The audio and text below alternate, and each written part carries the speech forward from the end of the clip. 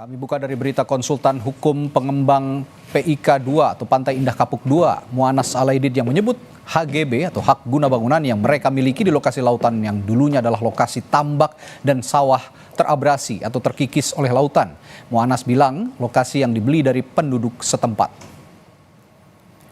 Meski menyebut dibeli dari penduduk setempat, Mu'annas mengaku sertifikat baru diproses pada tahun 2023. Mu'annas mengklaim pengembang PIK memiliki izin pengelolaan ruang laut.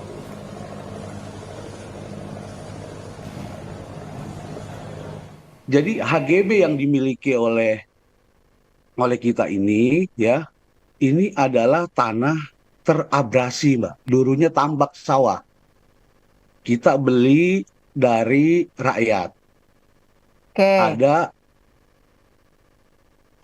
izin lokasinya, ada surat dari persetujuan dari pemanfaatan ruang lautnya. SHGB itu terbit di tahun 2024.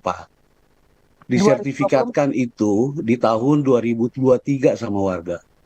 Karena kalau kita merujuk pada pernyataannya Pak Menteri ATR BPN pada saat itu, Pak Nusron mengatakan bahwa ditemukan dalam dokumen terbit Girik tahun 82, Mbak. Mu'annas juga mengakui membeli sertifikat di utara Tangerang saat lokasi sudah tidak ada daratan.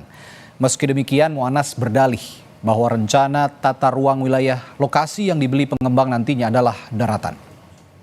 Koordinasikan dengan BPN setempat, itu bisa diterbitkan, ya kita urus, gitu loh, Mbak. Jadi pada saat diukur itu Pak, memang masih ada tambaknya, masih ada sawahnya, bukan laut seperti yang banyak di media sosial hari ini? Oh enggak, jadi waktu itu memang kalau berdasarkan surat itu KPR-nya adalah daratan, Mbak. RT RW-nya daratan. RT RW-nya itu daratan gitu loh. Jadi ya itu kan apa?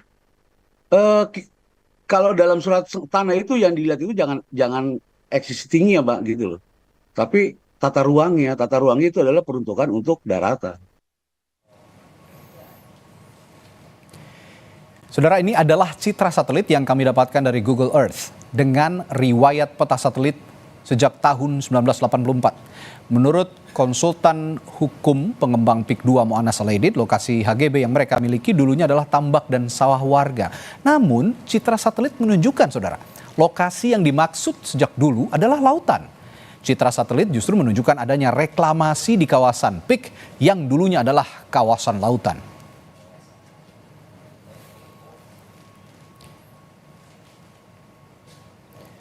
Menteri Agraria dan Tata Ruang Nusron Wahid menyebut hak milik di Laut Tangerang tidak sah secara hukum.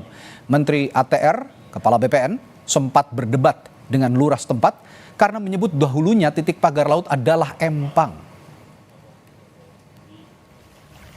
Saat meninjau langsung area lokasi pagar laut Desa Kohot, Kecamatan Paku Haji, Kabupaten Tangerang, Banten, Nusron menegaskan soal aturan tanah musnah. Nusron bilang proses pencabutan sertifikat lahan dilakukan bertahap setelah verifikasi di lapangan.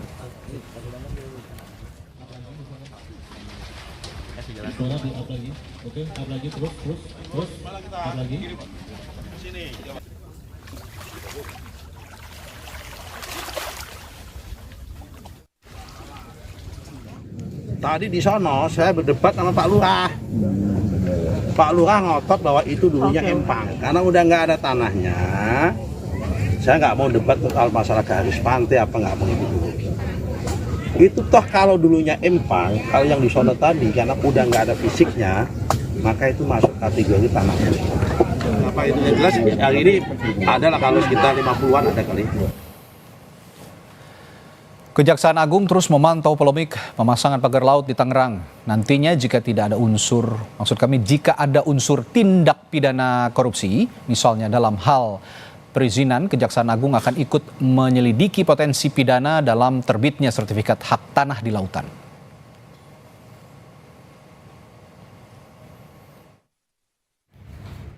Mendalami apakah memang dalam masalah ini ada katakanlah peristiwa pidana ya yang terindikasi dalam kategori tindak pidana korupsi. Jika memang ada dugaan ya berdasarkan laporan masyarakat, misalnya terkait apakah perizinannya yang terindikasi ada dugaan tindak pidana korupsi dan seterusnya, tentunya kami akan melakukan pendalaman, dikaji, ditelaah, tentu ya sampai pada kemungkinan untuk ditangani. Ya.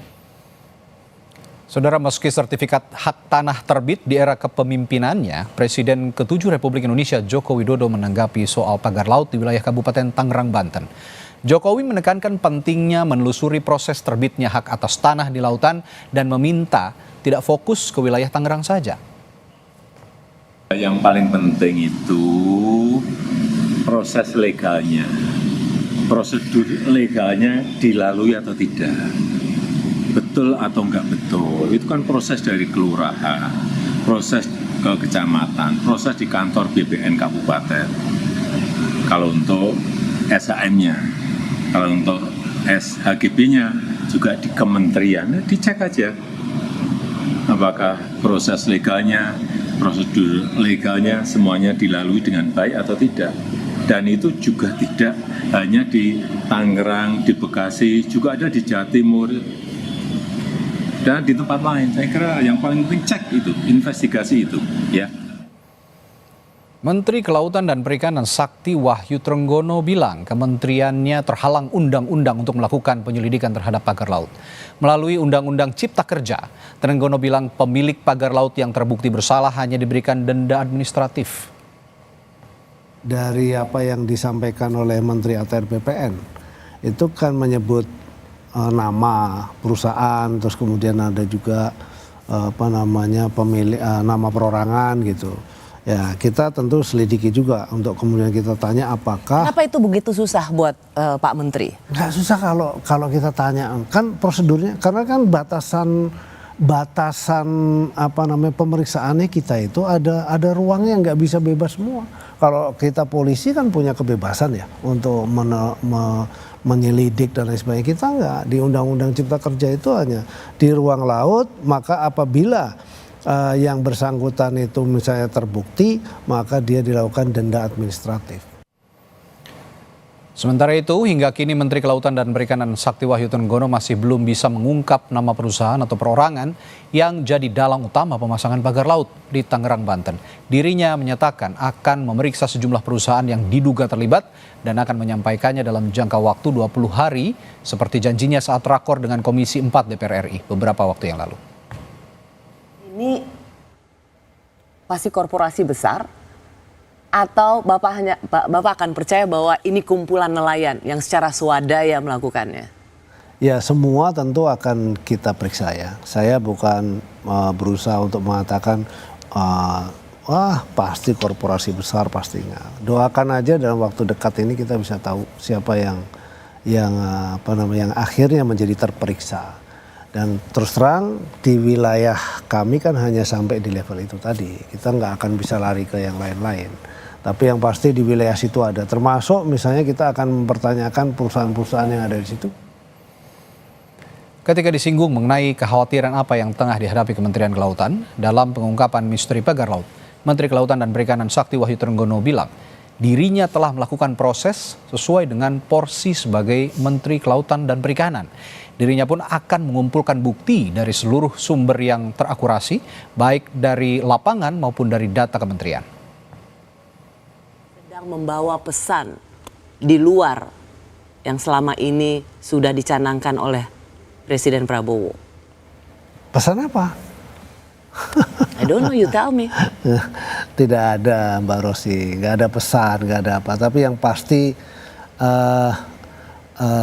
saya sudah melakukan apa yang sudah lakukan. Lalu kemudian sekarang sedang dalam proses. Kalau saya menjanjikan dalam waktu yang tidak lama mudah-mudahan bisa terungkap. Kan saya tidak bisa juga sembarangan ya. Kalau misalnya saya menuduh A, menuduh B, menuduh C, ada menuduh perusahaan A, perusahaan B, perusahaan C, kan nggak bisa juga seperti itu. Kalau kemudian mereka ngotot ngaku, lalu kemudian mereka menyampaikan ini, saya buktinya nggak ada.